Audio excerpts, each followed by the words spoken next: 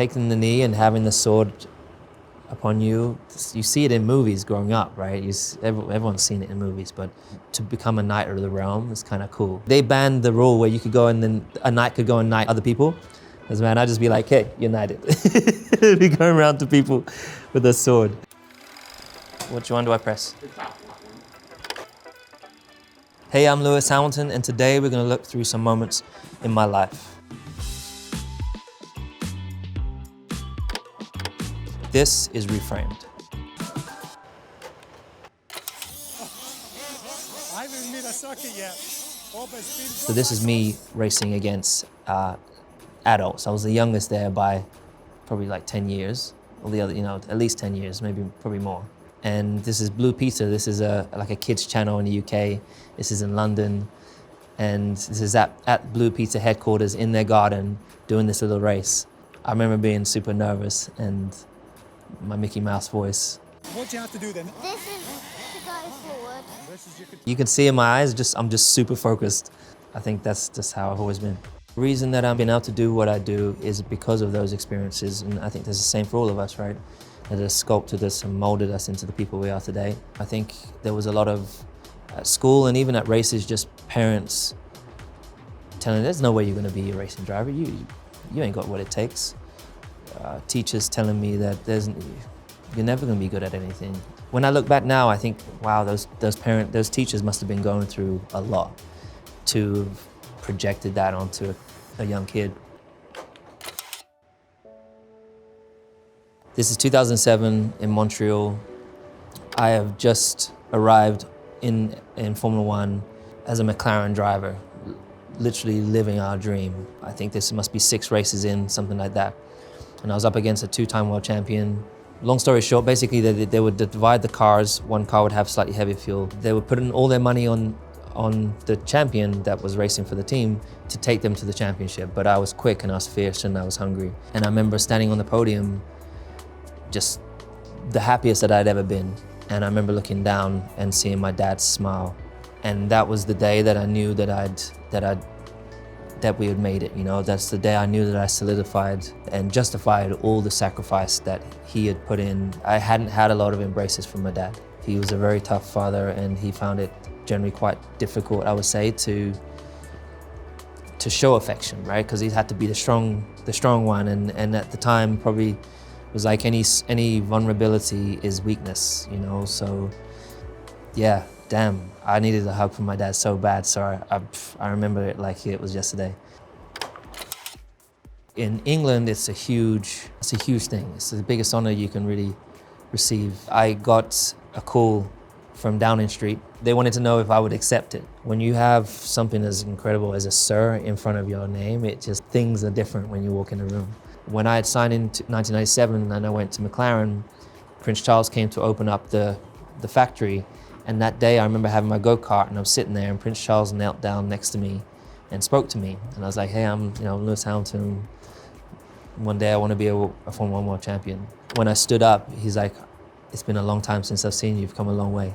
And I'm like, yeah, it's honored to see you, Your Highness, and thank you so much for having me and my family. This gesture, and I know just telling him how grateful I am for this moment. You kind of keep it short because he's got like other people to get through.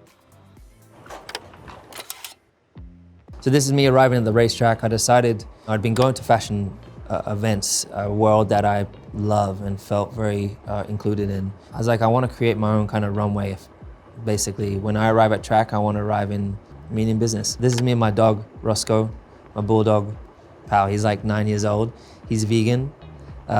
He eats quinoa and vegetables every day, and it's literally changed his life. Like he's like a puppy again at 9 years old. This is us arriving on a Thursday in south of France. It's our race in Le Castellet. Suited and booted, basically. I've always been a daring person, so I've always loved to use color. Went through a school where you had to wear the same thing as everyone else, which I generally hated when I was a kid. But I remember idolizing a lot of musicians and their style and wanting to have that style and swag one day, right? And I remember going to my first fashion show away from a race. I was the only real person of color there. People used to look at me in my realm like, what is he wearing? Like he's different.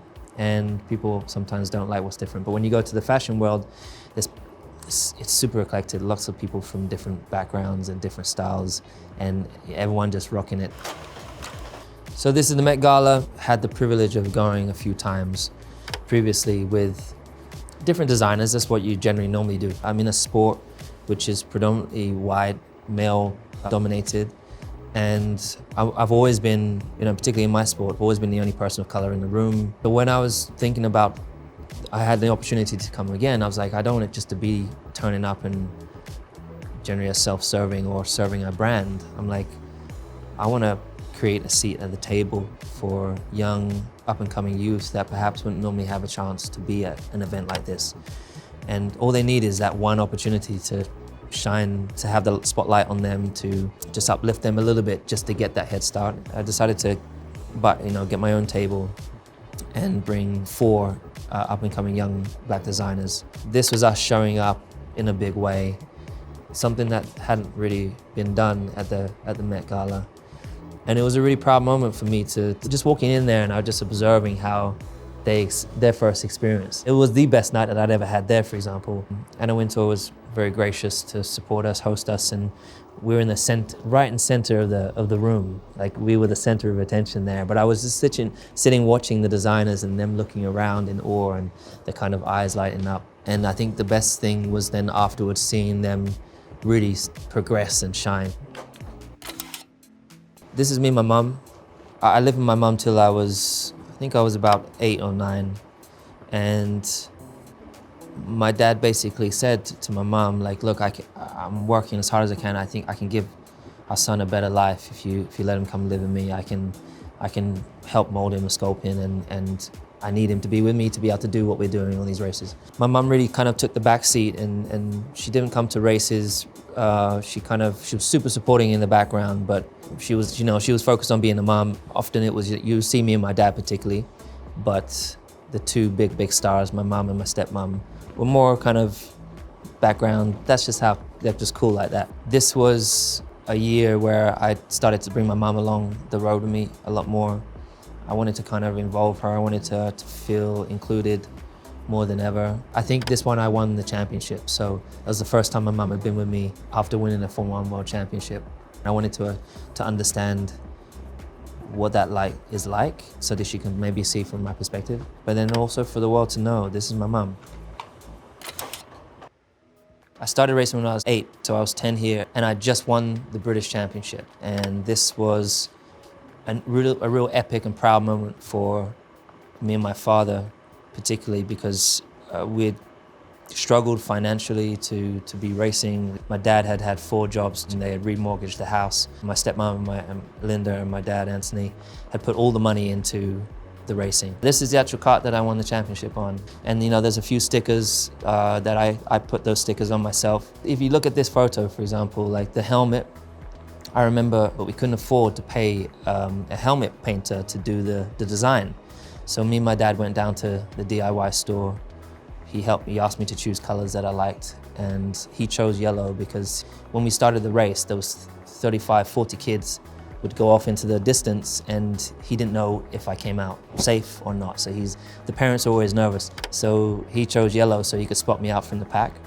And then I chose the blue, red, and green, and he painted it in the garage or in the shed. Those experiences in karting, it's the grassroots, is the most important foundation from a racing driver's point of view. That's where you learn to handle yourself. That's where you learn to get your elbows out. That's where you learn all your racecraft. During that time, firstly, we're the only black family there, and then secondly, we're fighting against, in the championship, against a kid who had a very, very wealthy family. He was from a very, very wealthy background. But this kid had like 2 mechanics, best karts, best engines, and then it was just me and my dad out the back of our trailer doing our own, mechanicking. I was mechanicking my wheels. He had to win the last race, and I think I had just to finish 5th or something like that.